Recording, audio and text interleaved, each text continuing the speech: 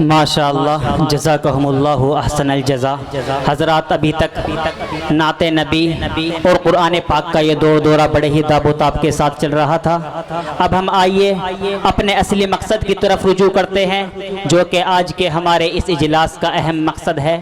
تاریخ انسانی بھی شاہد ہے کہ خطابت نے ایمان و یقین کی شمع کو روشن کیا ہے، رشد و ہدایت کا دریا بہایا ہے، کمزوروں کو اپنے حق کی طرف مڑنا سکھایا ہے، میدانوں کے میدان میں جیتنا سکھایا ہے۔ خطابت جب نبی کی زبان تک پہنچی تو دعوت و ہدایت بن گئی، خطابت جب واعظ کی زبان تک پہنچی تو نصیحت بن گئی، خطابت کو جب مجاہد نے اپنایا تو نعرہ انقلاب بن گئی۔ تو آئیے اسی خطابت کا ایک نمونہ دیکھنے کے لیے ہمارے بیچ ہم سب کے بڑے، ہم سب کے محسن کرم فرما حضرت اقدس حضرت مولانا مفتی محمد دلشاد صاحب دامت برکاتہم العالیہ تشریف رکھتے ہیں۔ میں حضرت والا کا ان چار پنکھیوں کے ساتھ استقبال کرتا ہوں کہ لبوں پہ اپنے دعائیں سجائے بیٹھا ہے، کہ لبوں پہ اپنے دعائیں سجائے بیٹھا ہے، وفا کی راہ میں خود کو مٹائے بیٹھا ہے، اور لگا سکا نہ کوئی آپ کے قد کا اندازہ، اور لگا سکا نہ کوئی آپ کے قد کا اندازہ، وہ آسماں ہے مگر سر کو جھکائے بیٹھا ہے۔ میں نہایت ہی ادب و احترام کے ساتھ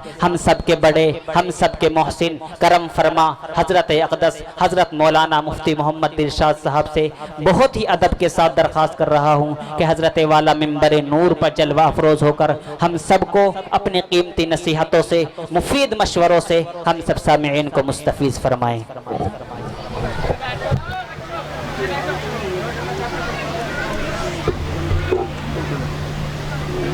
سارے ہی رکھ لو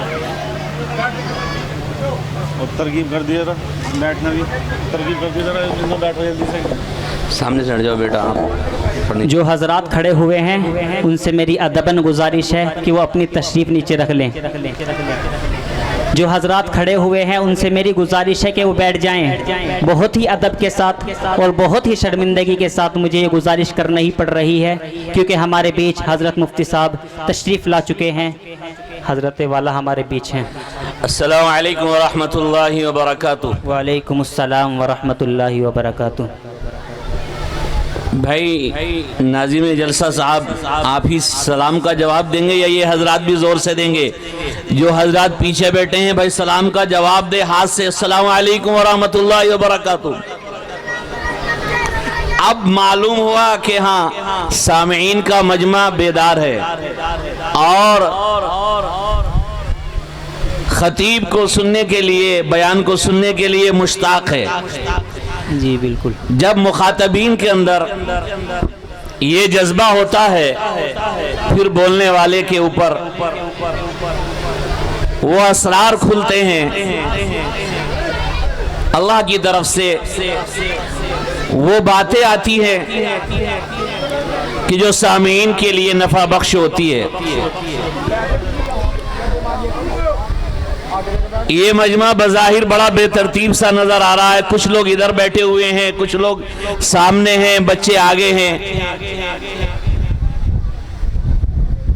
آپ کا تو کام چل جائے گا، آواز کانوں تک پہنچ رہی ہے، مگر میرا کام چلنے والا نہیں ہے۔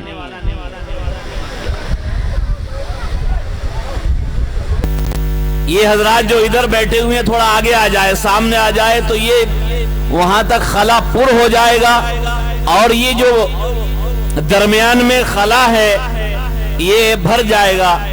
ادھر جو برآمدے میں ادھر کمروں کی طرف جو لوگ بیٹھے ہیں وہ سامنے آ جائیں۔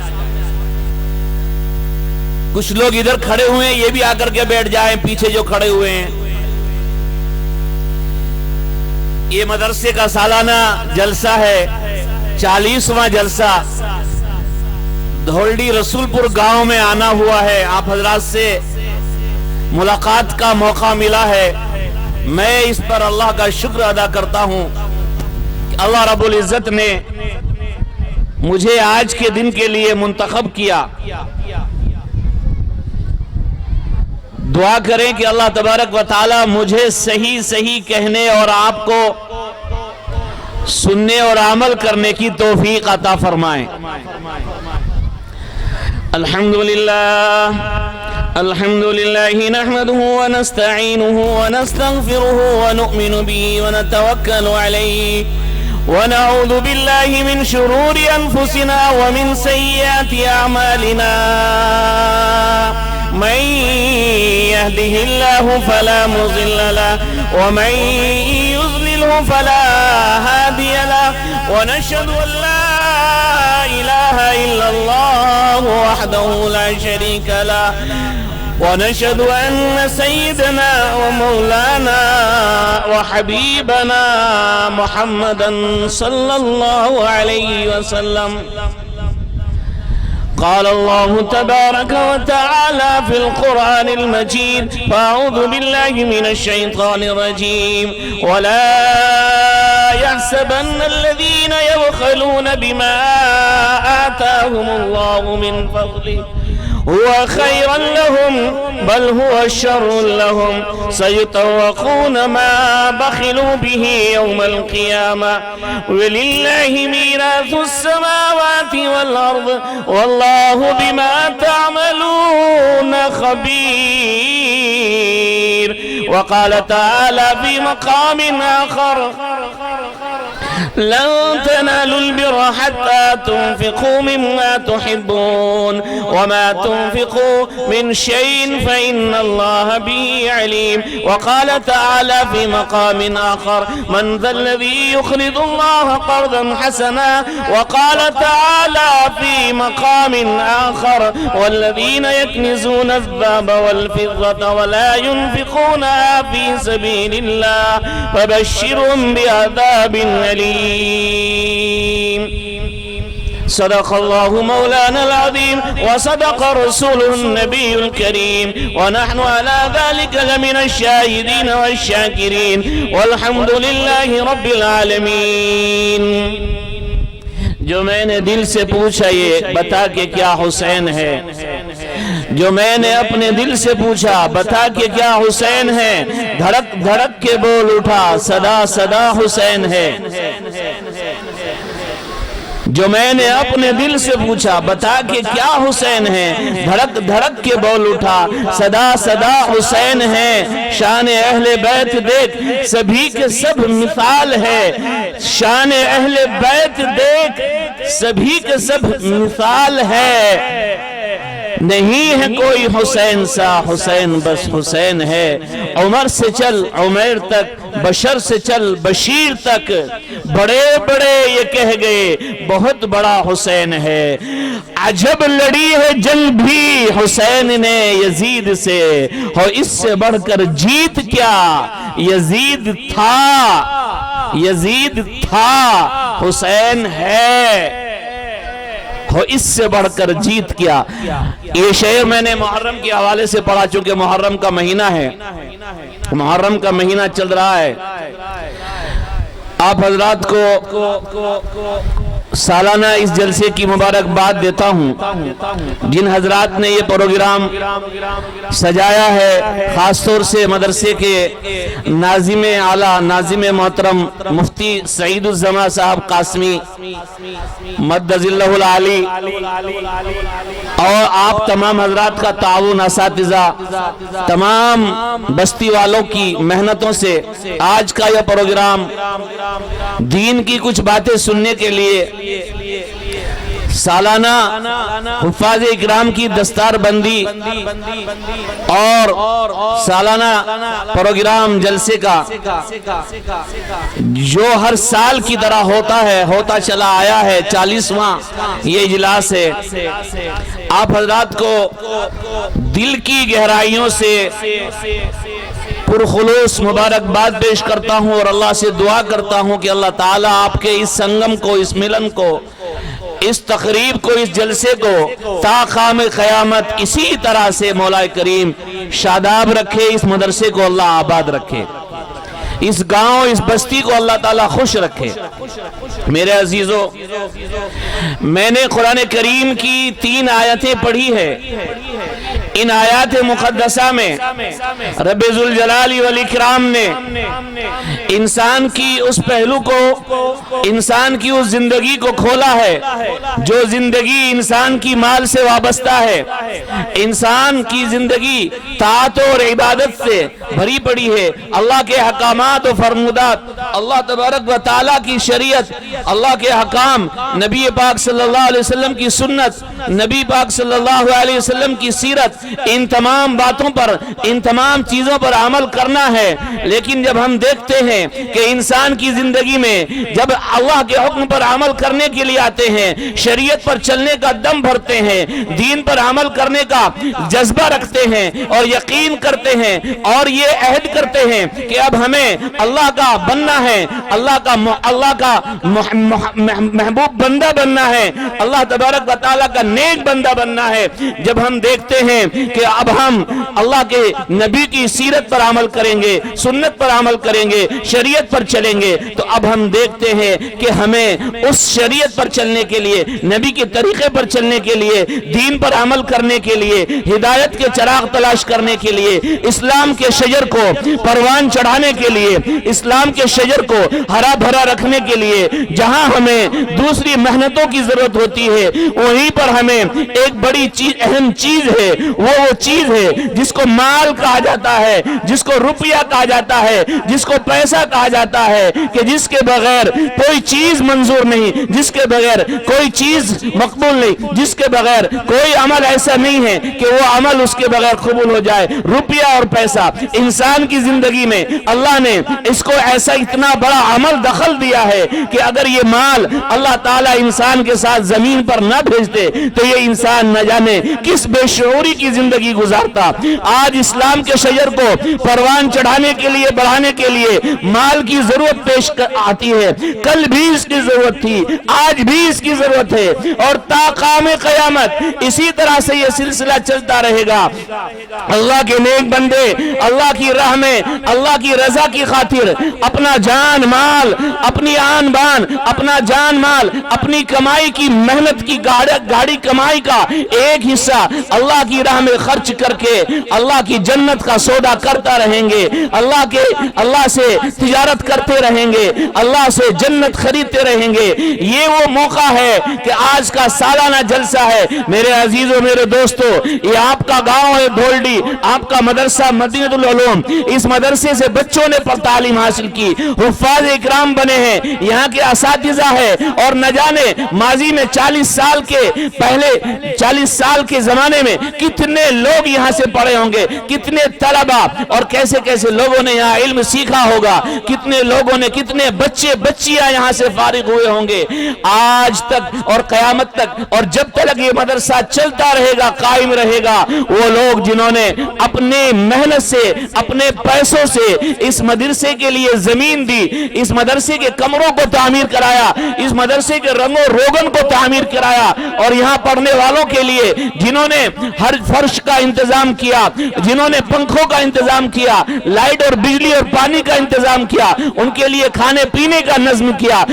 कयामत तक कल सुबह होगी, हशर का मैदान होगा, अल्लाह की तरफ से ऐलान होगा, ए वो लोगों जिन्होंने मेरे नबी के वारिसीन की मदद की थी, जिन्होंने मेरे नबी के वारिसीन के सरों पर हाथ रखा था, जिन्होंने मेरे वारिसीन के कदमों में फर्श बिछाया था, ऐ वो लोगों, हशर का मैदान है। आज मैं अल्लाह तुम्हें हशर के मैदान में एक तरफ अपने अर्श के साए में जगह देता हूं, इसलिए कि नबी का ऐलान है कि अल उलमा वरसतुल अंबिया, और उनकी मदद करने वाले भी अल्लाह तबारक व तआला के अर्श के साए में होंगे। 7 लोग ऐसे होंगे कि अल्लाह के अर्श का साया उन पर कयामत के दिन रहेगा। उन 7 लोगों में से एक वो शख्स होगा कि जिसने कोई मदरसा बनवा दिया, कोई मस्जिद तामीर करा दी, किसी को अपने खर्चे से हाफिज बना दिया, किसी को अपने खर्चे से आलिम बना दिया, किसी को अपने खर्चे से कुरान सिखला दिया, किसी को अपने खर्चे से किसी की शादी करा दी, किसी का अपने खर्चे से कोई कुआं खरीद दिया। ये वो शख्स है कि जिसने आम मुसलमानों के लिए वो काम किया है कि जो काम आका मदनी सल्लल्लाहु अलैहि वसल्लम के صحابہ کیا کرتے تھے وہ کام کہ جس کی مال کی اس کو بھی ضرورت تھی، لیکن اس نے اللہ کی محبت میں اس مال کو پورا لٹا دیا اور اس مال کو پورا اللہ کی راہ میں خرچ کر دیا، اور اس مال کو حالانکہ ضرورت اسے بھی ہے، اس کے بچوں کو بھی ہے، اسے اپنا گھر بنانا ہے، اپنے بچوں کی پڑھائی میں بھی خرچ کرنا ہے، ان کے اخراجات ہے، لیکن جب اللہ کی محبت میں اسے آواز دی جاتی ہے اور اس کا نام لیا جاتا ہے، اس کا نام پکارا جاتا ہے، اے فلانے بندیا اللہ کی راہ میں، اللہ کی محبت میں آج اپنا نام لکھوا کر کے خرچ کر لے، تو یہ عثمان غنی رضی اللہ تعالیٰ عنہ کے نقش قدم پر چلتا ہے۔ یاد کریں 1400 سال پہلے کی تاریخ ہے، مکہ میں نبی پاک صلی اللہ تعالی علیہ وسلم کو میرے آقا کو ستایا گیا، پتھر مارے گئے، سگے چچا ابو لہب نے دھکے دیے اور ان کی بیوی نے راستے میں کانٹے بچھائے، بالآخر ہجرت کر کے حضور صلی اللہ علیہ وسلم مدینہ منورہ تشریف لے آئے۔ جب مدینے میں نبی نے قدم رکھا، جب مدینے میں میرے حضور، میرے آقا، میرے مولا سرور کبریا محمد مصطفیٰ صلی اللہ علیہ وسلم نے قدم رکھا، تو مدینے کی آب و ہوا، مدینے کی فضا بڑی شوری تھی، بڑی کڑوی تھی اور بڑی دکھ دی تھی، اور وہاں کا موسم بڑا بیماریوں سے بھرا ہوا تھا۔ مدینہ نہیں تھا بلکہ یثرب تھا، مدینہ نہیں تھا بلکہ بیماریوں کی آماجگاہ تھا، مدینہ نہیں تھا بلکہ وہاں مدینے میں بخار تھا، اور مدینے میں پانی کڑوا تھا، مدینے کے پھلوں میں کڑواہٹ تھی، وہاں کی فضا میں کڑواہٹ تھی۔ لیکن جب جیسے ہی آقا مدنی محمد مصطفیٰ صلی اللہ علیہ وسلم مدینے میں تشریف لائے، صحابہ آپ کے پاس آئے، یا رسول اللہ کتنے دن ہو گئے مکہ سے آئے ہوئے لیکن ابھی تک پینے کا میٹھا پانی میسر نہیں۔ حضور صلی اللہ علیہ وسلم نے اعلان فرمایا کہ اے میرے صحابہ، پینے کا پانی نہیں ہے، مدینے کے پھل بھی کڑوے ہیں، یہاں کی مٹی بھی خاکا، مٹی کے اندر بھی بیماریاں، یہاں کے پانی کے اندر بھی بیماریاں۔ صحابہ کے چہرے زرد پڑ گئے، پینے کا کوئی میٹھا پانی میسر نہیں ہو رہا ہے۔ ایک یہودی کا کنواں ہے، اس کنویں کا پانی اگر کوئی لینے جاتا ہے مسلمان تو وہ یہودی پیسے لے کر کے پانی کو فروخت کرتا ہے، وہ یہودی پیسے کماتا ہے، اس کنویں کے ذریعے سے وہ میٹھا پانی پیسوں میں بیچتا ہے اور مسلمانوں سے پیسے لیتا ہے۔ تمام مسلمانوں کی حالت پیسے کے اعتبار سے خستہ، مسلمان غریب تھے، پانی پیسے، مول کا پانی کیسے خرید سکتے تھے؟ حضور صلی اللہ علیہ وسلم سے آ کر کے شکایت کیا، رسول اللہ مدینے میں پینے کا میٹھا پانی نہیں ہے، ایک کنواں ہے وہ یہودی کے قبضے میں ہے، یہودی کے باغ میں ہے، اس کنویں کا پانی بڑا میٹھا ہے، کوئی انتظام فرما دے کہ وہاں سے پانی مل جائے۔ حضور صلی اللہ علیہ وسلم کھڑے ہو گئے، اپنے صحابہ کی حالت دیکھ کر رہا نہ گیا، آپ کی آنکھوں میں آنسو آ گئے، آپ زارو قطار رونے لگے۔ آپ نے اعلان فرمایا کہ کون ہے میرے صحابہ میں جو مدینے کا یہ کنواں اس یہودی سے خرید لے اور مسلمانوں کو دے دے، میں اس کے لیے جنت کی بشارت دیتا ہوں۔ حضرت عثمان غنی رضی اللہ تعالیٰ عنہ مجلس میں سے کھڑے ہوئے اور کھڑے ہو کر جا کر یہودی سے سودا کیا، اور سودا کر کے یہودی سے آ کر کے حضور سے فرمایا، یا رسول اللہ وہ کنواں میں نے اس یہودی سے 35,000 درہم میں خرید لیا ہے، اور تا قیام قیامت تلک مسلمانوں کے لیے میں وقف کرتا ہوں۔ آج بھی وہ کنواں مدینے میں بیر عثمان کے نام سے ہے۔ تمام مسلمان خوش ہو گئے۔ 35,000 دینار اس وقت کے، آج کے کتنے کروڑ ہیں؟ اس وقت میں، اس زمانے میں سیدنا عثمان غنی نے ہر موقع پر اللہ کی راہ میں مال لٹایا، مال خرچ کیا۔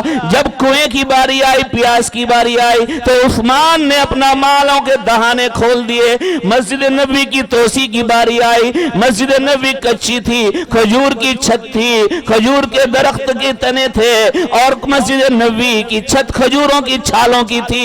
हुजूर नमाज पढ़ा रहे हैं, नमाज पढ़ाते पढ़ाते बारिश आ गई और बारिश में हवा तेज आई, ऊपर से छप्पर हट गया, खजूर की छत से बारिश मस्जिद में टप गिरने लगी। इतने में सजदे में गए हुजूर सल्लल्लाहु अलैहि वसल्लम। नबी पाक सल्लल्लाहु अलैहि वसल्लम ने सजदे से सर उठाया, सजदे से सर उठाते ही देखते हैं कि हुजूर की वो पेशानी जो नूरे नबुव्वत से चमकती दमकती थी, हर वक्त चेहरा खिला रहता था, हर वक्त चेहरा चमकता रहता था, नबी के चेहरे पर नूर रहता था, वो पेशानी खाक आलूद हो गई।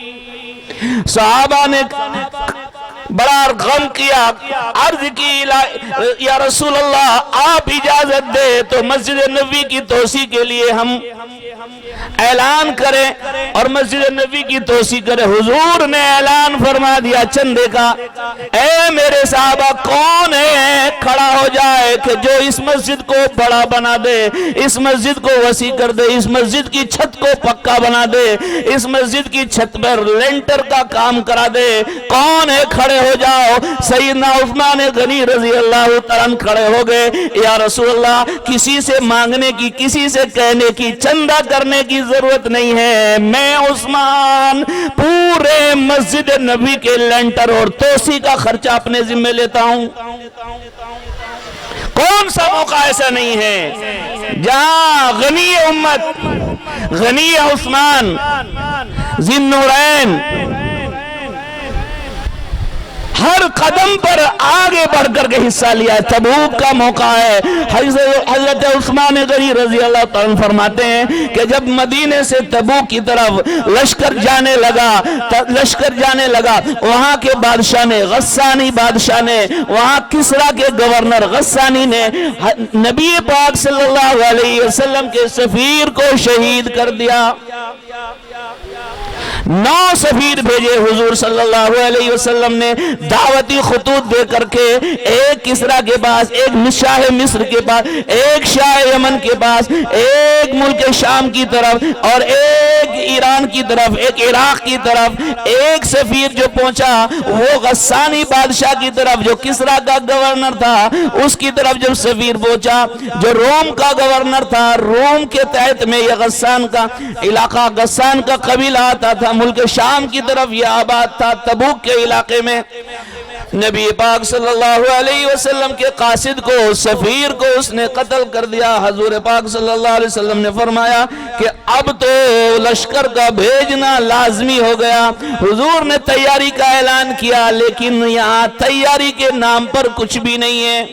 पहनने के लिए पैरों में चप्पल नहीं है, बदन पर कपड़ा नहीं है। सहाबा का ये हाल है, जो कुछ है तो वो फसल खड़ी हुई है, फसल कटे तो काम बने, कर्जा अदा हो, घर में खाने को आए, चूल्हा चले, घर के अंदर आटा आए, दाल आए, तरकारी आए, लेकिन फसल अभी पकी नहीं है, फसल पकी हुई खड़ी है, फसल काटने का वक्त है। इधर नबी का ऐलान है, चलो तबूक में जाना है और सबको जाना है, सबको निकलना है और पैसा पास कोई नहीं है। अब ऐलान हो गया कि जो चीज जिसके पास है वो अल्लाह की राह में लुटाए, अल्लाह की राह में दे, अल्लाह की मोहब्बत में दे, अल्लाह की मोहब्बत अल्लाह पर लुटाए, अल्लाह की राह में खर्च करे।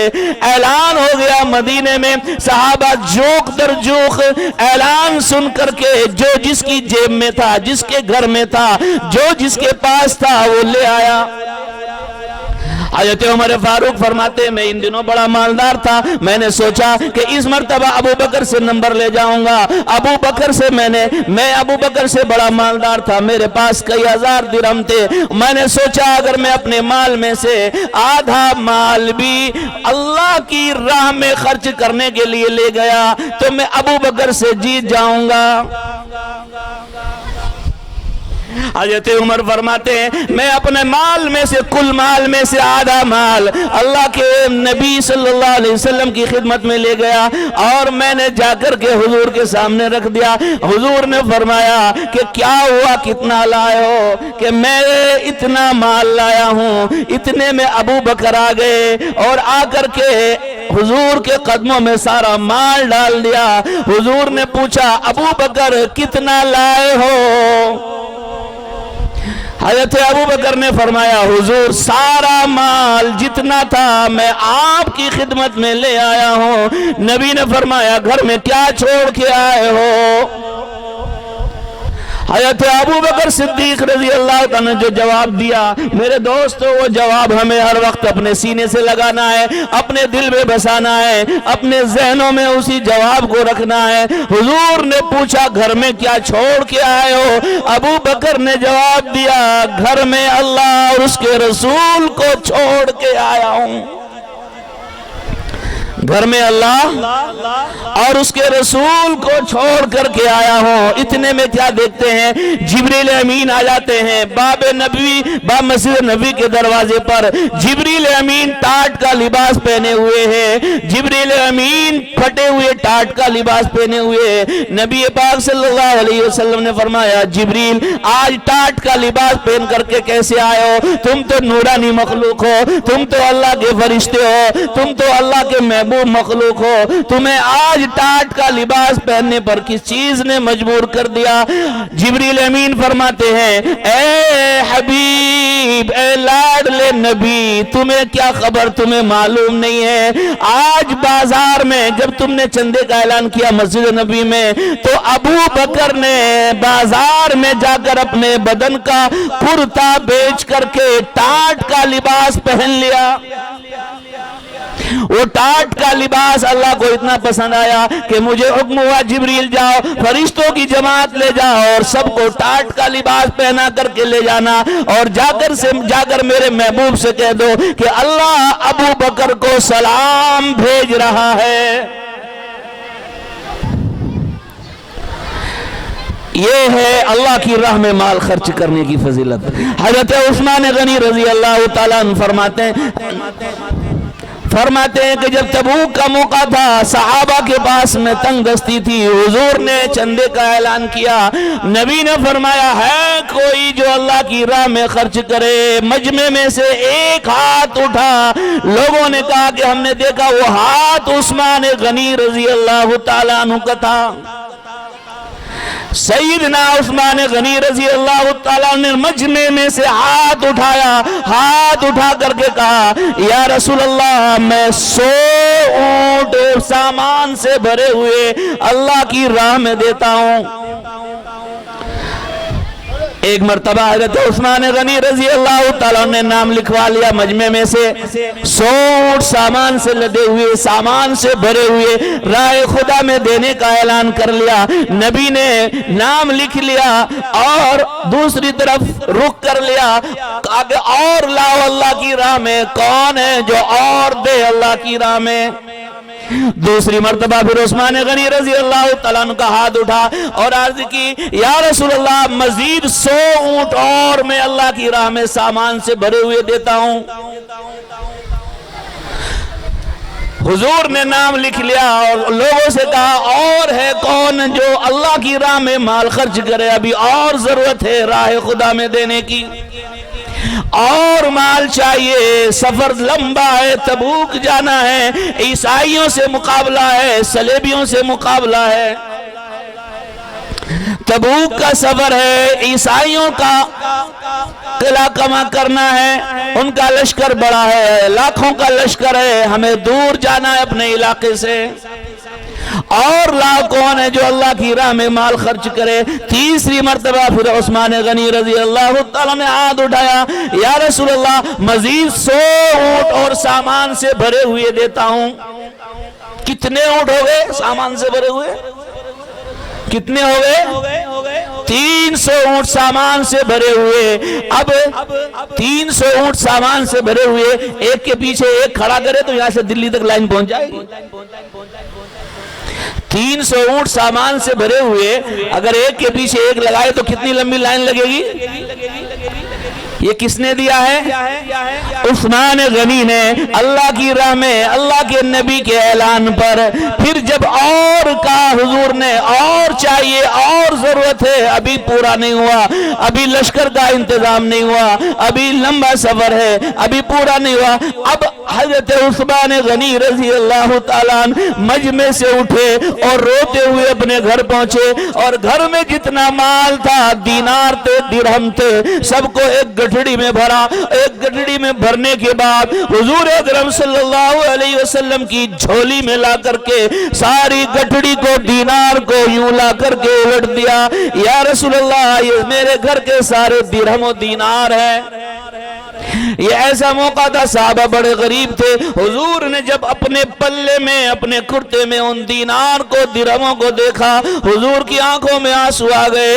دو بیٹیاں نکاح میں تھی۔ حضور نے فرمایا، واہ عثمان، واہ عثمان، کیا کیا ہے تو نے؟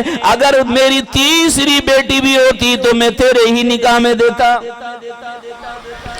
اور فرمایا، ما ذر عثمان ما عمل بعد هذا اليوم، عثمان تو نے اتنا بڑا کام کر دیا ہے آج، عثمان تو نے اللہ کو ایسا خوش کر دیا ہے، عثمان تو نے راہ خدا میں وہ قربانی دے دی ہے، عثمان تو نے راہ خدا میں وہ اتنا خرچ کر دیا ہے، عثمان تو نے اللہ کی راہ میں ایسا لٹایا ہے، ایسا لٹایا ہے، ایسا لٹایا ہے کہ اللہ بھی جا تیرے گناہ کو ایسا بخشتا ہے۔ ما ذر عثمان ما عمل بعد هذا اليوم، آج کے بعد جو بھی کچھ کرے تجھ پر کوئی پکڑ نہیں ہے۔ اور حضور صلی اللہ علیہ وسلم پلے میں اس طرح سے اشرفیوں کو اچھالتے جاتے تھے، دعائیں دیتے جاتے تھے، عثمان تیرا مرتبہ اتنا بلند ہے، اتنا اونچا ہے کہ آسمان کے فرشتے بھی آج تجھ پر رش کر رہے ہیں۔ زمین کے تمام انسانوں میں، تمام اولین و آخرین میں تیرا نام غنی الاغنیاء لکھ دیا گیا۔ آسمانوں کے فرشتے تجھ پر رش کرنے لگے، آسمانوں کے فرشتے تجھے حیا کرنے لگے۔ کل قیامت کا دن ہوگا، میں اور ابو بکر و عمر ہوں گے، ہمارے ہاتھ میں جنت کی چابی ہوگی، ہم جنت کی طرف بڑھیں گے، ہم جنت کی طرف قدم اٹھائیں گے۔ جنت کا ہر دروازہ ابو بکر بلائے گا، لیکن قربان جائیے عثمان، تجھے تو جنت کے محل بھی بلائیں گے۔ عثمان ادھر آ جا، ادھر آ جا، اتنا اونچا مقام ہے۔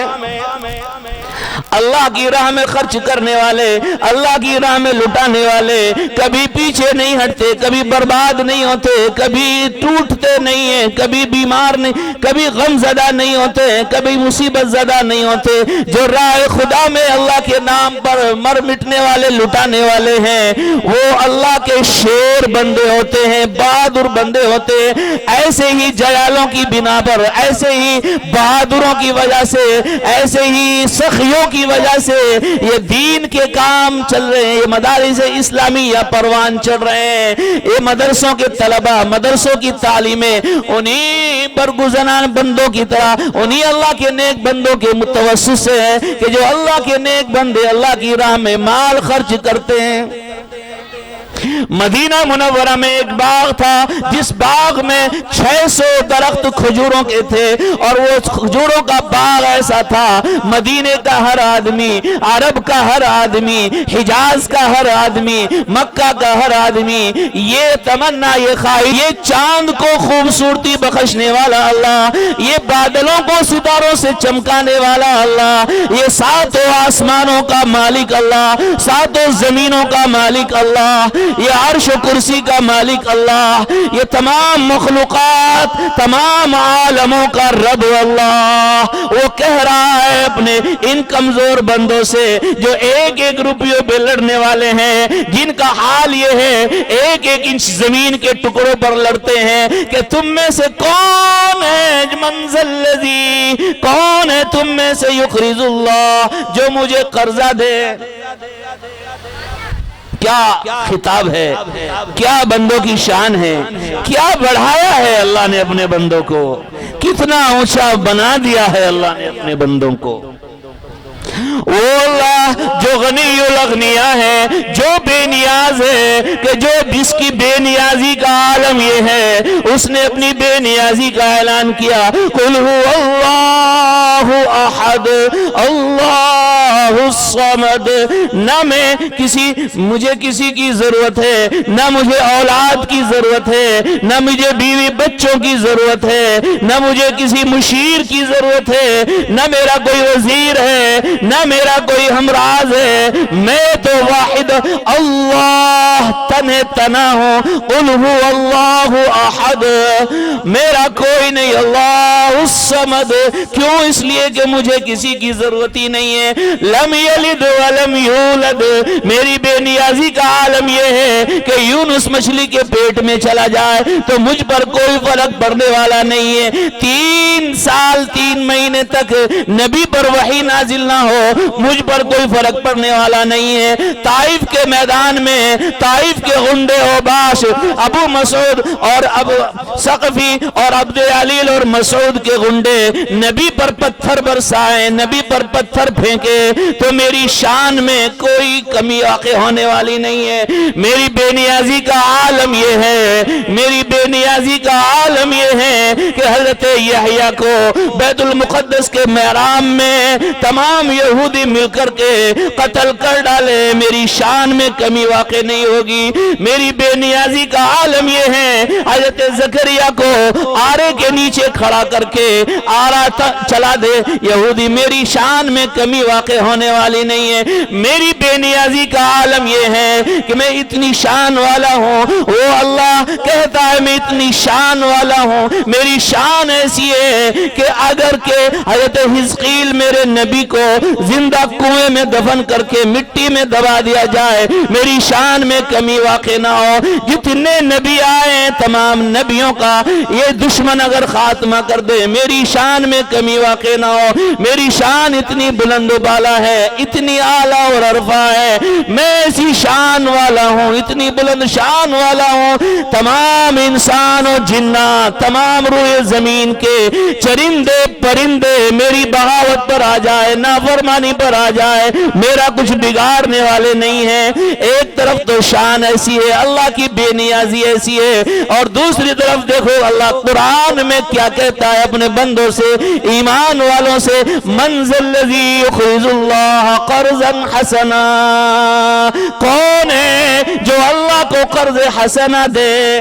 اب ایک طرف تو شان اتنی اونچی ہے کہ واللہ الغنی، اللہ غنی ہے، اللہ مالدار ہے، وانتم الفقراء، اور تم سب کے سب اللہ کے محتاج ہو، فقیر ہو۔ ایک طرف تو اللہ کا اعلان ہے، دوسری طرف اللہ کا اعلان ہے کہ من ذا الذی یقرض اللہ قرضا حسنا، کون ہے جو اللہ کو قرض حسنا دے؟ میرے بھائیوں، یہ میرے اور آپ کے لیے ہے، یہ میری اور آپ کی کامیابی بھلائی کے لیے ہے۔ من ذا الذی یقرض اللہ قرضا حسنا، جبریل امین آ گئے وحی لے کر مدینے میں، نبی نے اعلان کیا من ذا الذی یقرض اللہ قرضا حسنا، کون ہے جو اللہ کو قرضہ دے؟ اللہ قرضہ مانگ رہا ہے، جیسے قرضے کا لوٹانا ضروری ہے، کون ہے جو اللہ کو قرضہ دے؟ ایسے ہی اللہ بھی اس کو لوٹا کر کے ضروری دیں گے، تو کون ہے جو اللہ کو قرض حسنہ دے؟ وَيُضَاعِفَهُ لَهُ كَثِيرًا، اور بڑا چڑھا کر کئی گنا لے کر، کئی گنا بڑھا کر کے واپس لے، کون ہے جو اللہ کو قرضہ دے؟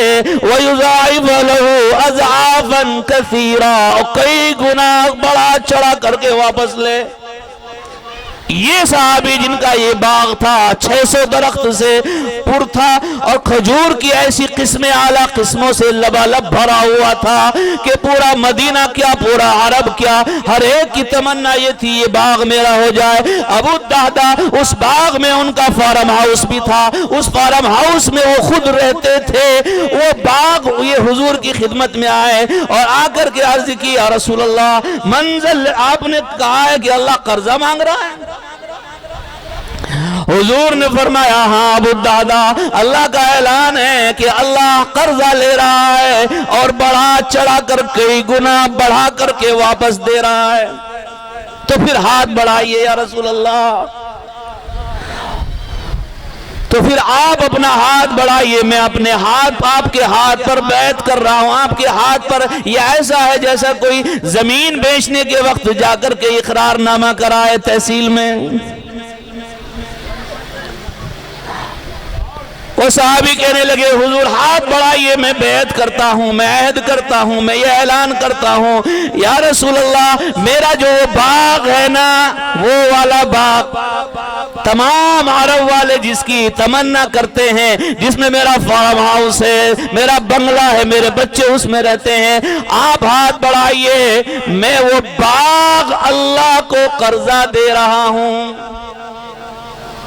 حضور صلی اللہ علیہ وسلم بڑا خوش ہوئے، بہت خوش ہوئے۔ آگے تو دیکھو اتنا بڑا کام کر دیا ان صحابی نے، اتنا بڑا کام کر دیا، اور اس باغ کی ملکیت آج اربوں خربوں ملینوں میں جائے گی۔ اتنا بڑا باغ تھا وہ، اتنا بڑا کام کر دیا۔ آگے سے وہ صحابی کہنے لگے یا رسول اللہ اگر کوئی یہ ایسا کام ہوتا کہ بغیر خبر دیے، بغیر کسی کو بتائے کیا جاتا تو میں خاموشی سے اس کو کرتا، لیکن یہ ایسا کام ہے کہ جب پتہ چلے گا کہ وہ باغ اللہ کا ہو گیا، سارے عرب میں شور مچ جائے گا۔ تو حضور نے فرمایا ابو دادا کوئی بات نہیں، چھپ کر کے کرو یا کھل کر کے کرو یا علانیہ کرو یا شور مچا کے کرو، راہ خدا میں تم جیسے بھی دو گے اللہ ویسے ہی قبول کرے گا۔ نام کھول کر کے دو، ہاتھ اٹھا کر کے دو۔ آج یہ خطیب اس منبر سے اعلان کرتا ہے، اس اسٹیج سے، اس مدرسے کے لیے کون ہے دھولڈی گاؤں میں اللہ کی راہ میں اللہ کے مدرسے کے نام پر اپنا نام پیش کرے، اپنا نام دے۔ ابھی تو یہ اندر جا سکتے تھے، باغ میں پاؤں رکھ سکتے تھے، اپنے گھر ایک بار تو جا کر دیکھ سکتے تھے، لیکن ابو دادا کنارے پر کھڑے ہو گئے اور آ کر باغ کے باہر سے آ کر اپنی بیوی کو کہا اے ام دادا اپنے بچوں کو لے کر گھر سے باہر آ جا، یہ باغ ہم نے اللہ کے رسول کے ہاتھ پر اللہ کو بیچ دیا ہے، اللہ سے اس باغ کا ہم نے سودا کر لیا ہے، یہ باغ اب ہماری ملکیت نہیں ہے، یہ اللہ کا ہو گیا ہے، میں یہ باغ کے باہر تمہارا انتظار کر رہا ہوں، بچوں کو لے کر باہر آ جاؤ۔ یہیں پر بس نہیں ہے، اللہ کی راہ میں مال لٹانے والے ایسے ایسے شہدائی دنیا میں آئے ہیں، ایسے ایسے نامور دنیا میں آئے ہیں کہ جنہوں نے اللہ کی راہ میں لٹانے کے بڑے بڑے کارنامے انجام دیے ہیں۔ حضرت ابو دادا کی بیوی، وہ بھی صحابی کی بیوی تھی، وہ بھی نبی کے زمانے کی عورت تھی، وہ بھی صحابیہ تھی، اس کا ایمان بھی کیا ایمان تھا، اس کا دل بھی کیسا بنا ہوا تھا، اس کا دل بھی کیسا نبی کی محبت میں رچا ہوا تھا، اس کا دل بھی اللہ کی محبت میں کیسا ڈوبا ہوا تھا۔ وہ خاتون، وہ عورت، وہ ابو دادا رضی اللہ تعالیٰ عنہ کی بیوی باغ کے اندر سے اپنے شوہر کی آواز کو سنتی ہے، میرا شوہر پکار رہا ہے اے ام دادا باہر آ جا، یہ باغ ہم نے رسول اللہ کے ہاتھ پر اللہ کو بیچ دیا ہے۔ وہ فوراً اپنے بچوں کو لے کر کے باغ کے باہر آ گئی، اس محل کو چھوڑ دیا، اس مکان کو چھوڑ دیا۔ باہر آتے ہوئے راستے میں ایک کھجور پڑا ہوا تھا، درخت سے گرا ہوا۔ کیا ایمان تھا صحابہ کا، اللہ کی راہ میں دے دیا تو دے دیا، اب یہ ہمارا نہیں ہے، اس کے بدلے میں اللہ سے ہم نے جنت کا سودا کر لیا نا، یہ ہمارا نہیں ہے۔ کیا ایمان تھا ان صحابیہ کا۔ حضرت ابو دادا رضی اللہ تعالیٰ عنہ کی بیوی، میری ماں بہنیں جو بات سن رہی ہیں، اپنے بچوں کی تربیت ایسی کرے، اپنے بچوں کو جھوٹ بولنے سے روکے، اپنے بچے اگر گناہ میں ملوث ہے فوراً ان پر قدغن لگائے، بندش لگائے۔ جو بچہ جس وقت کوئی غلط حرکت کرے، اگر کوئی بچہ جھوٹ بولتا ہوا نظر آئے، وہیں پر اس کو جھوٹ بولنے سے روک دیا جائے۔ اگر کوئی چوری کرتا ہوا نظر آئے، میری مائیں بہنیں اس کو وہیں پر چوری کرنے سے روک لیں۔ اگر ایسا نہ کیا تو کل بڑا ہو کر کے اور زیادہ بڑا چور بنے گا۔ ابو الدہدہ رضی اللہ تعالیٰ عنہ کی بیوی ام دہدہ باغ سے کے اندر شوہر کی آواز کو سنا اور بچوں کو لے کر باہر آ رہی تھی۔ راستے میں کھجوروں سے ایک کھجور نیچے گر گئی، بچے کی نظر پڑ گئی، ابو الدہدہ کے بیٹے کی نظر پڑ گئی۔ اسے کیا پتا تھا بیچارے کو، وہ نوجوان بچہ، وہ بچہ معصوم بچہ، وہ بچہ ابو الدہدہ رضی اللہ تعالیٰ عنہ کا بچہ، وہ باغ کے اس کو تو یہ معلوم تھا یہ باغ ہمارا ہے، یہ گھر ہمارا ہے، جہاں سے آئے کھائیں، جہاں مرضی آئے جائیں۔ کھجور کے درخت سے ایک کھجور کا ٹکڑا نیچے گر گیا، اس نے اٹھا کر کے منہ میں رکھ لیا۔ اب آگے دیکھیے کیا ہوتا ہے۔ ام دہدہ رضی اللہ تعالیٰ عنہ فوراً بچے کو ڈانٹتی ہے، کہتی ہے باہر نکالو، باہر نکالو، اس کو نہ نگلنا، یہ کھجور کا باغ اب ہمارا نہیں ہے، تو اس کی کھجوریں بھی ہماری نہیں ہیں۔ کتنا بڑا جگر ہوگا اس شخص کا کہ جس نے 600 درخت کا باغ بنگلے کے ساتھ اللہ کی راہ میں دے دیا ہو۔ آج ہم کروڑ پتی ہیں، لکھ پتی ہیں، چند ہزار دیتے ہوئے ہم سوچ رہے ہیں، پہلو تہی کر رہے ہیں، شیطان ورغلا رہا ہے کہ جیب سے دوں نہ دوں کم ہو جائے گا۔ اللہ پر یقین کر لو، اللہ کا وعدہ ہے کہ میری راہ میں دینے سے کبھی گھٹتا نہیں ہے۔ ہوٹلوں میں جاؤ گے گھٹ جائے گا، شہروں میں سفر کرو گے گھٹ جائے گا، دنیا میں گھومو گے گھٹ جائے گا، دنیا میں کچھ خریدو گے گھٹ جائے گا، لیکن میں اللہ، یہ میرا وعدہ ہے، اللہ کا اعلان ہے کہ میرا وعدہ ہے کہ میری راہ میں لٹانے سے کبھی گھٹتا نہیں ہے، کبھی کم نہیں ہوتا ہے۔ اور جو لٹانے والا میری راہ میں لٹانے سے ڈرتا ہے تو وہ اپنے دل کو ٹٹولے، اس کے ایمان میں کمی ہے۔ اگر ایمان طاقتور ہوگا، ایمان بڑا ہوگا، ایمان کم طاقتور ہوگا، ایمان ٹھوس ہوگا، مضبوط ہوگا، کبھی میری راہ میں لٹانے سے پیچھے نہیں ہٹے گا۔ فدق کا علاقہ فتح ہوا، خیبر کا علاقہ فتح ہوا، فدق کی زمین صحابہ میں تقسیم کر دی گئی۔ آیت آ گئی، لن تنالوا البر حتى تنفقوا مما تحبون۔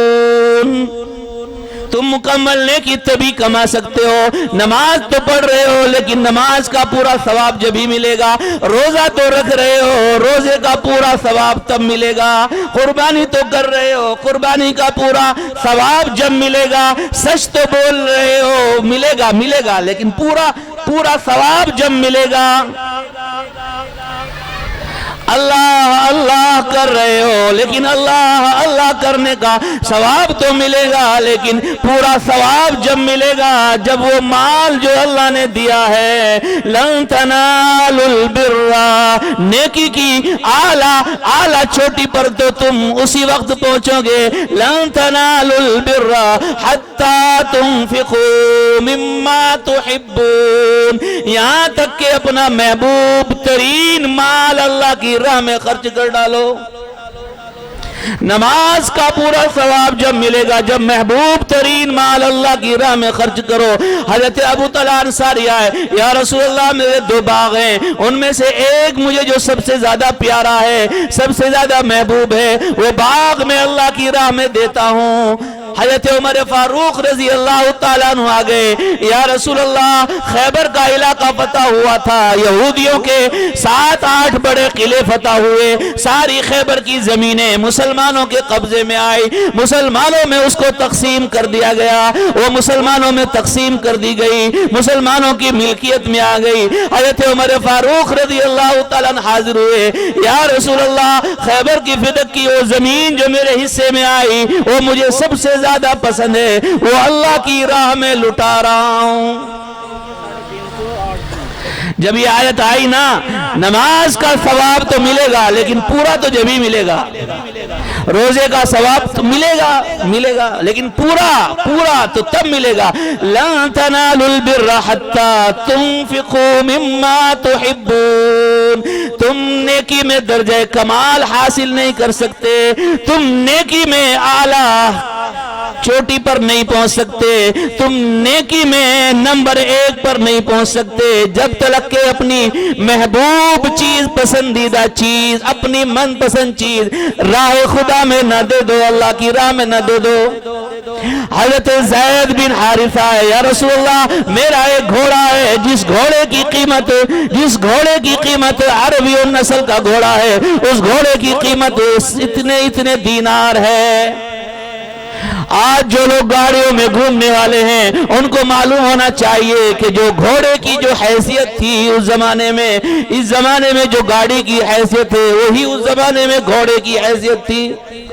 اور دنیا میں سب سے مہنگا گھوڑا عربی نسل کا گھوڑا ہوتا ہے, اور وہ گھوڑا ایک گھوڑا تاجک ہوتا ہے, ایک گھوڑا ازبک ہوتا ہے, ایک ترکی ہوتا ہے, ایک فارسی ہوتا ہے, لیکن سب سے مہنگا گھوڑا عربی نسل عرب والوں کا جو سدایا ہوا گھوڑا ہوتا ہے نا, اس کی قیمت تو منہ مالے دام نکلتے ہیں. جو دنیا کی رولز رائس جو گاڑی ہے سب سے نمبر 1 جو گاڑی ہوتی ہے, اور فراری ہے, مرسیڈیز, اور جتنی گاڑیاں ہیں بڑی بڑی, ان گاڑیوں میں گھومنے والے اندازہ لگائیں گے کہ اگر کسی کے پاس رولز رویس ہے, بڑی بڑی گاڑی ہے, مرسیڈیز ہے, BMW ہے, اور فراری ہے, کوئی اور گاڑی ہے, اور وہ گاڑی اس کو سب سے زیادہ پسند ہے, اور جب اللہ کا اعلان آئے کہ تم اپنی پسندیدہ چیز کو اللہ کی راہ میں دو تو اس کے دل پر کیا گزرے گی.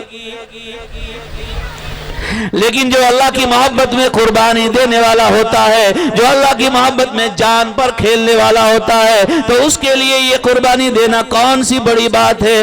حضرت زید بن حارثہ ہے اور انہوں نے آ کر کے عرض کی, یا رسول اللہ میرا گھوڑا مجھے سب سے زیادہ پسند ہے, اللہ محبوب چیز مانگ رہا ہے تو میں یہ محبوب چیز اللہ کی راہ میں دے رہا ہوں, میں اپنا گھوڑا اللہ کی راہ میں دے رہا ہوں. ایک صحابی آ گئے, یا رسول اللہ میرے 2 مکان ہیں, ان 2 مکانوں میں جو میرا مکان سب سے زیادہ مجھے پسند ہے وہ اللہ کی راہ میں دے رہا ہوں. ایک غریب خاتون آئی, اس کے پاس کوئی مال نہیں تھا, وہ اپنے ننھے سے 2 بچوں کو لے آئی, آ کر کے عرض کیا, یا رسول اللہ میرے پاس تو کوئی مال نہیں ہے, میرے پاس میں کوئی پیسہ نہیں ہے, روپیہ نہیں ہے, دنیا نہیں ہے, اللہ کا اعلان ہے لن تنالوا البر حتى تنفقوا. اے میرے اللہ سے کہہ دو کہ میرے پاس میں مال نہیں ہے, میں اپنے ان دونوں بچوں میں سے جو مجھے زیادہ محبوب پیارا ہے اس ایک بچے کو اللہ کی راہ میں دے رہی ہوں. حضور نے منع فرمایا, حضور نے منع فرمایا, لیکن وہ رونے لگی, منتیں کرنے لگی. وہ خاتون کی آنکھوں میں آنسو آ گئے, یا رسول اللہ یہ بچہ قبول کر لیجئے ورنہ تو کل قیامت کے دن میں اپنے اللہ کو کیا منہ دکھاؤں گی, کون سا میں نے کام کیا ایسا. میں بھی چاہتی ہوں کہ جیسے مرد لوگ اللہ کی راہ میں سرخ روئی حاصل کرتے ہیں ایسے ہی میں بھی نیکی کر کے اللہ کی راہ میں سرخ روئی حاصل کروں. یہ میری ماں بہنیں جو سن رہی ہیں, میں اس بات کو, اس جلسے کو, اس پروگرام کو یہ مرد حضرات اپنی جیبوں سے پیسے نکال کر کے دے رہے ہیں. اللہ کا اعلان ہے فاستبقوا الخیرات, نیکیوں میں آگے بڑھو, آگے دوڑو, ان مردوں سے آگے بڑھو اور اپنا نام پیش کرو, اور اپنے بچوں کو لے کر کے اللہ کے اس مدرسے میں, دین کے اس گہوارے میں, اللہ کے اس مدرسے میں, دین کے اس گہوارے میں, نبی کے وارثوں کے اس مدرسے میں اپنے قیمتی اثاثوں کو بھیجے, روپیے کو, پیسے کو بھیجے. عورتیں بھی نیکی میں پیچھے نہ رہیں, اللہ کی راہ میں لٹانے میں, دینے میں, اللہ کی راہ میں خرچ کرنے میں, پیسہ دینے میں پیچھے نہ ہٹے. تمام ماں بہنوں سے میری ادباً گزارش ہے, یہ پروگرام سالانہ 1 سال میں 1 مرتبہ آتا ہے, 1 سال میں پھر دوبارہ نہیں آئے گا. یہ پروگرام 1 سال میں 1 ہی بار آتا ہے. ان مردوں سے پیچھے نہ رہے, اپنا نام پیش کرے راہ خدا میں.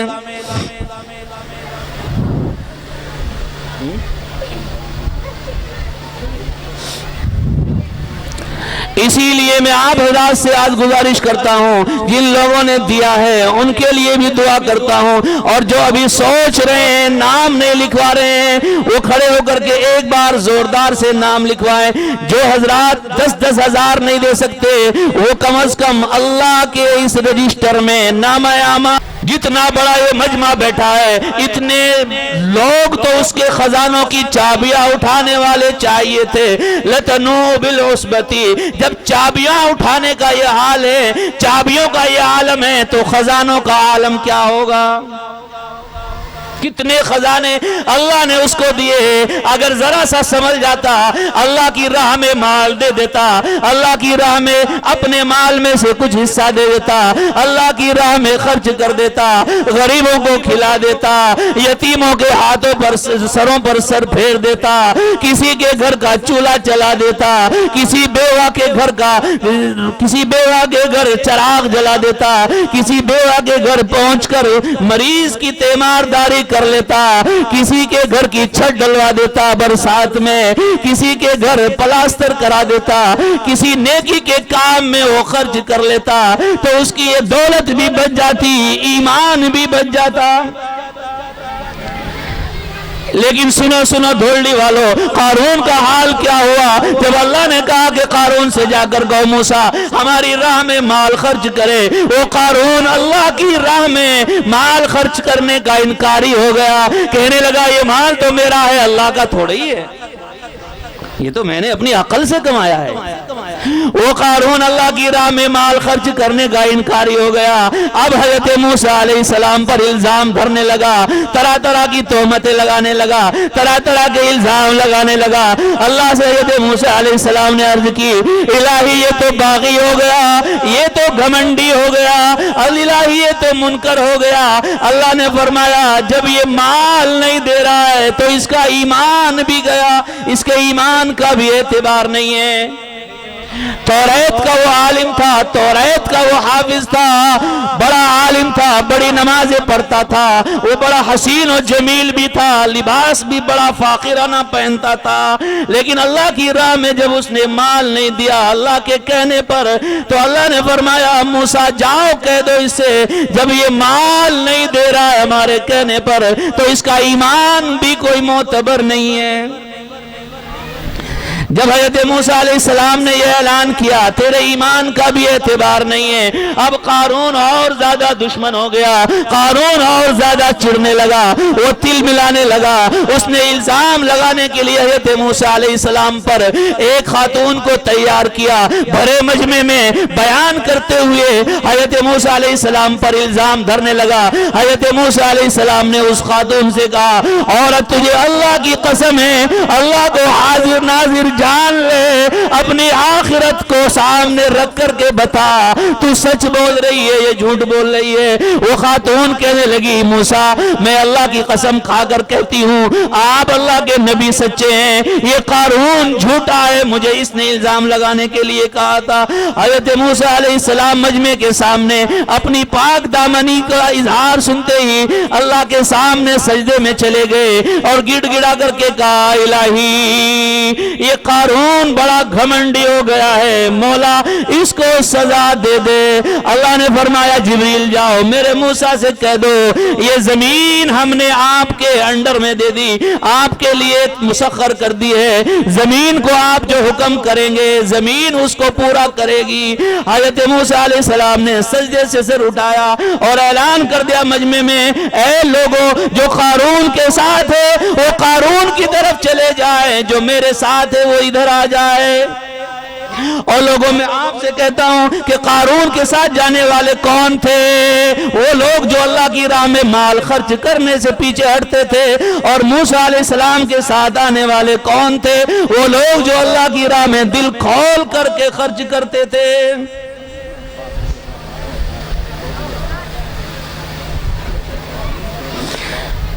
हज़रत मूसा अलैहिस्सलाम ने ऐलान कर दिया, ए जमीन पकड़ ले इस कारून को। जमीन को हुक्म देते ही घुटनों के बल जमीन ने निगल लिया कारून को। کچھ لوگ کہنے لگے کہ موسیٰ نے قارون کو زمین میں اس لیے دھسایا ہے تاکہ اس کے بعد اس کے محل پر اس کی زمین پر قبضہ کر سکے۔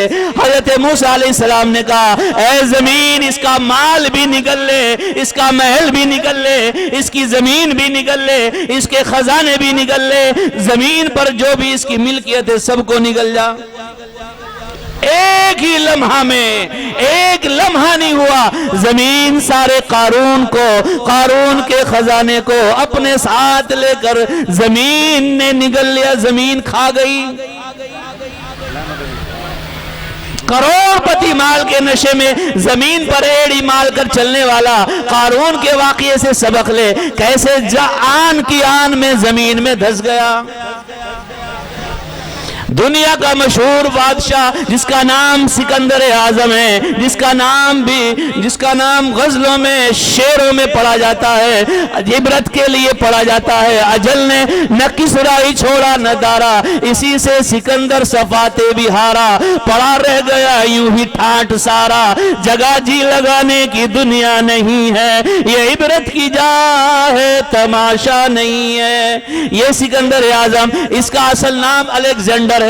یہ نبی پاک صلی اللہ علیہ وسلم کے زمانے سے 300 سال پہلے مقدونیہ سے نکلا، 20 سال کی عمر میں بادشاہ بنا، 23 سال کی عمر میں پورے یونان کو فتح کیا، 24 سال کی عمر میں ایران کے دارا کو فتح مار کر کے اس کو قابو میں کیا، 25 سال کی عمر میں ترکی کو فتح کیا، 26 سال کی عمر میں شام کو فتح کیا، 28 سال کی عمر میں مصر کو فتح کیا، پھر اس نے ایران کے راستے سے افغانستان، ہندوستان تک اس نے ساری زمین کو فتح کرتے ہوئے پوری زمین پر اپنی فتح کا جھنڈا لہراتے ہوئے 33 سال کی عمر میں دنیا سے چلا بھی گیا۔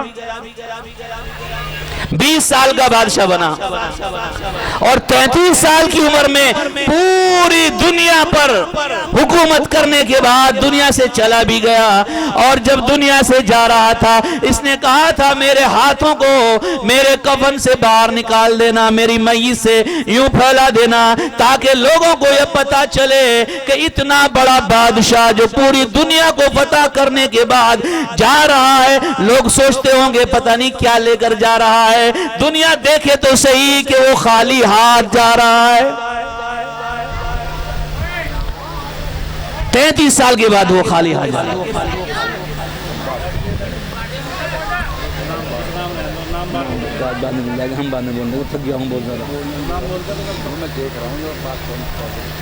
یہ چند واقعات میں نے آپ حضرات کے لیے، اپنے لیے، میرے لیے، نصیحت کے لیے جو میرے ذہن میں آیا میں نے عرض کیا ہے۔ اللہ کرے کہ مجھے بھی آپ کو بھی اس مدرسے سے تا قیام قیامت محبت عطا فرمائے، ٹوپی والوں سے، داڑھی والوں سے محبت عطا فرمائے، علماء سے محبت عطا فرمائے۔ اور بے شمار واقعات، باتیں میرے ذہن میں آ رہی ہیں لیکن وقت کی قلت کی وجہ سے اور مقررین کی ایک لمبی فہرست کی وجہ سے میں اپنی بات کو یہیں پر سمیٹ کر کے مکمل کرتا ہوں۔ میں نے جو کچھ کہا ہے اگر اس میں کچھ خامیاں ہیں، کچھ غلطیاں ہیں تو وہ میری اپنی طرف سے ہوئی ہے، میں معافی مانگتا ہوں آپ سے بھی، اللہ کے لیے مجھے معاف کر دینا۔ مجھ سے اگر کوئی سبقت لسانی ہو گئی، کچھ غلطی ہو گئی ہے قرآن و حدیث کے بیان کرنے میں تو مجھے معاف کر دینا۔ اور اگر میں نے کوئی ایسی بات کہی ہے جو اللہ کی رضا کی خاطر آپ کے دلوں تک پہنچ گئی ہے، ذہنوں تک پہنچ گئی ہے تو میں دعا کرتا ہوں اللہ مجھے بھی آپ کو بھی اس پر عمل کرنے کی توفیق عطا فرمائے، آمین۔ وآخر دعوانا الحمدللہ رب العالمین۔ یہ ٹوپی اور یہ چٹائیوں پر بیٹھنے والے اور یہ تپائیوں پر بیٹھنے والے، یہ دھول اور خاک چھاننے والے، یہ مدرسوں میں گرمی تپش میں رہ کر کے پڑھنے والے کیوں انبیاء کے وارث ہے؟ سلطان کو یہ اشکال تھا۔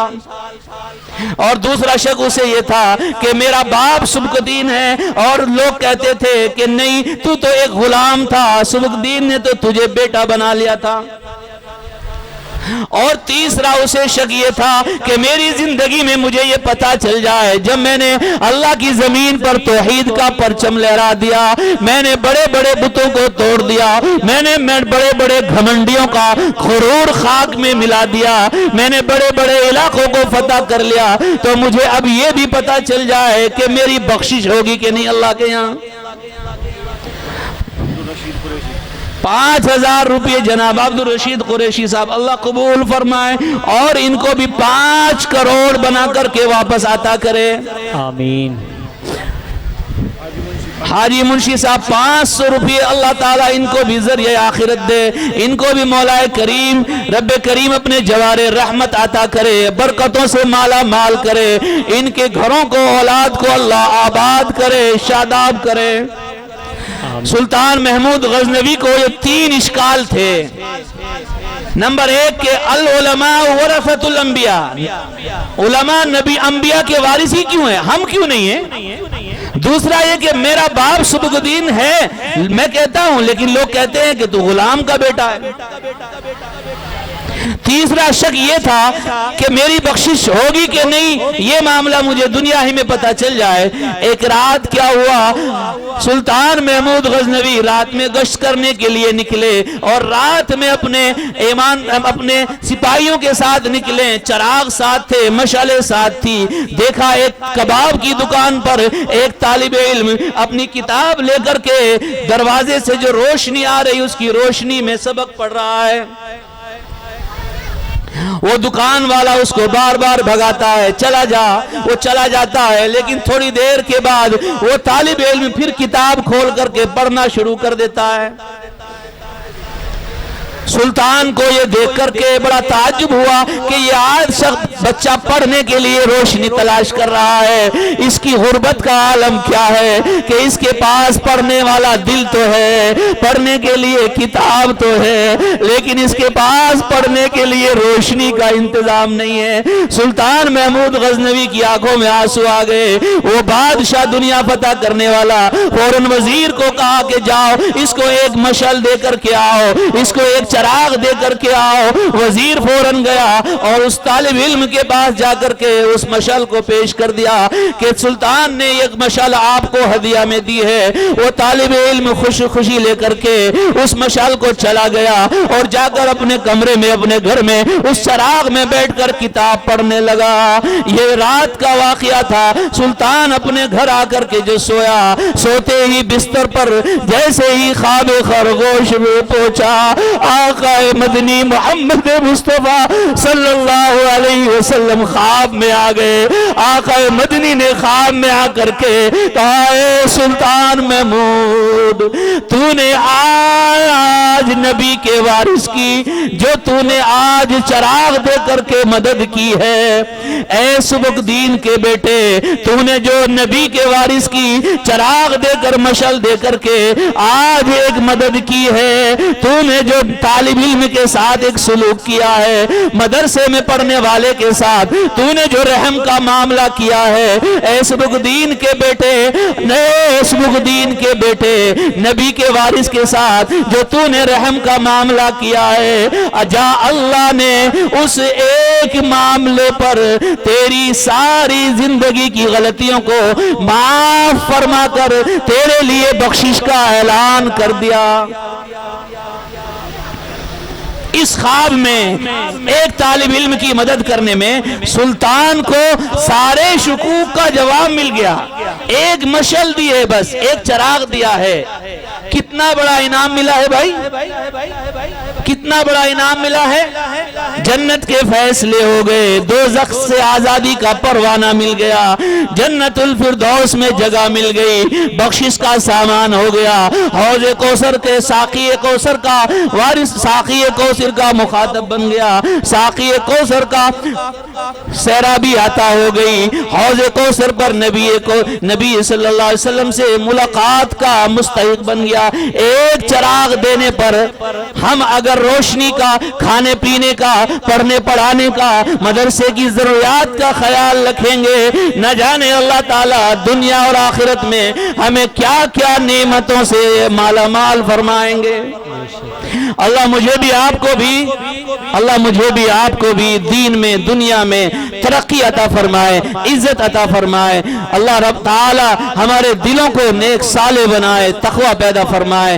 اس بستی کے اندر مولا کریم نیک لوگوں کو پیدا فرمائے۔ اس مدرسے سے حفاظ علماء کا ایک جمع غفیر اللہ تعالی مستقبل کے اندر تا قیام قیامت اسی طرح سے تسلسل کے ساتھ اللہ تعالی یوں ہی حفاظ اور علماء کو فراغت نصیب فرمائے، اور یہاں کے تمام رہنے والوں کو مولا کریم خوشیاں عطا فرمائے اور دوزخ سے آزادی عطا فرمائے۔ جن حضرات نے کھانا نہیں کھایا ہے وہ چھوٹے مدرسے میں جا کر کے کھانا کھا لیں، باقی ابھی بیان کا نعت کا سلسلہ شروع رہے گا۔